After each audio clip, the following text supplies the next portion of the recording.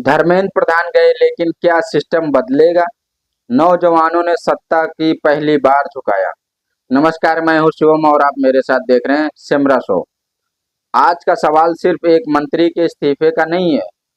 आज सवाल सिर्फ क्या देश के नौजवान आखिर डर की राजनीति को चुनौती देने लगे हैं?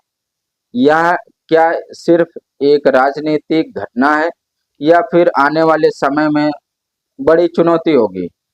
दोस्तों, लंबे समय से देश में युवाओं ने कहा गया था कि पढ़ो, मेहनत करो, परीक्षा दो और इंतजार करो।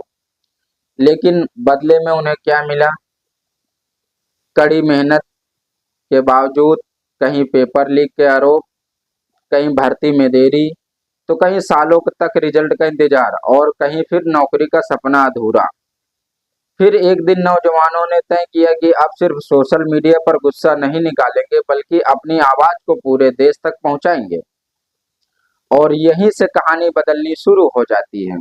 सोचने की बात है कि सवाल उठने लगे और जवाब मांगे जाने लगे। युवाओं को समझ आ गया कि अपने हक की लड़ाई ऐसे नहीं लड़ी जा सकती और सत्ता को पहली बार एहसास हुआ कि युवा सिर्फ वोटर ही नहीं, वो सवाल पूछने वाले नागरिक भी हैं। जरा आप सोचिए, आप अपने जहन में उतारिए और सोचिए कि जिस सरकार पर विपक्ष अक्सर आरोप लगाता रहा कि वो अपने मंत्रियों से जवाबदेही तय नहीं करती है, उसी सरकार के शिक्षा मंत्री को पद छोड़ना पड़ा। अगर ये फैसला जनता के दबाव के कारण हुआ तो ये लोकतंत्र का एक अहम संदेश है। लेकिन सोचने की बात है, क्या एक इस्तीफे से शिक्षा व्यवस्था बदल जाएगी? क्या पेपर लीक रुक जाएंगे? क्या हर भर्ती समय पर होगी? क्या लाखों बेरोजगार युवाओं को नौकरी मिल पाएगी? अगर जवाब नहीं, तो असली लड़ाई क्या है? असली लड़ाई तो अभी बाकी है और विपक्ष भी इसका इंतजार कर रहा है। आपके लिए भी ये एक सवाल है। सिर्फ सरकार की आलोचना से काम नहीं चलेगा। देश का युवा अब भाषण नहीं, समाधान चाहता है।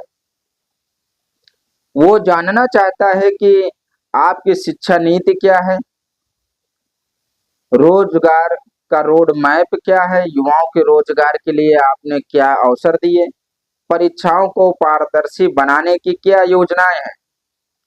अगर जवाब नहीं है तो युवा किसी को भी माफ नहीं करेगा। दोस्तों, क्योंकि जनरेशन बदल रहा है, युवा अपने हक की लड़ाई के लिए जागरूक हो चुका है। सोशल मीडिया का जमाना है। लोकतंत्र में जनता सबसे बड़ी ताकत होती है।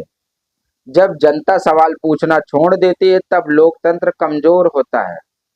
और अगर अब जनता सवाल पूछती है तब सबसे बड़ी मजबूती सरकारों को भी जवाब देना पड़ता है।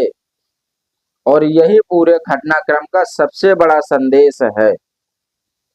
आज धर्मेंद्र प्रधान गए, कल कोई और भी जा सकता है। लेकिन असली सवाल व्यक्ति का नहीं है। असली सवाल तो सिस्टम का है कि क्या पूरे सिस्टम में बदलाव होगा या सिर्फ खाना पूर्ति के लिए मंत्री का इस्तीफा लिया गया और वैसे चलते रहेगा। क्या सरकार शिक्षा व्यवस्था में सुधार करेगी? क्या जवाबदेही अब सिर्फ एक मंत्री तक सीमित नहीं रहेगी या पूरे सिस्टम में दिखाई देगी? क्या युवाओं का भरोसा वापस जीता जा सकता है? यदि आने वाले दिनों की सबसे बड़ी राजनीतिक परीक्षा होगी। और मैं फिर कहूंगा कि चुनाव आने वाला है। चुनाव में आपको इसका प्रभाव देखने को मिलेगा।